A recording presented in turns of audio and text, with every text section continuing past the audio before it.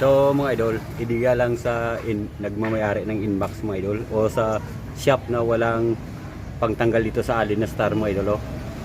Kumbaga kung alanganin kayo at na siraan ng brake pad mga idol, ay pwede nyo itong tanggalin na pwede nyo itong hindi tanggalin na napapalitan nyo ng brake pad mga idol, kasi tatanggalin nyo lang yung lock dito mga idol. Oh.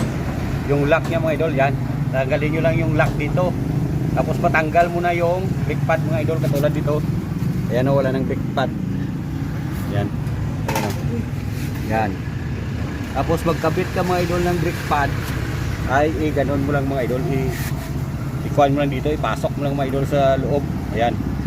Katulad yan mga idol, hindi ko tinanggal to, ngunit nakabit ko yung brake pad mga idol.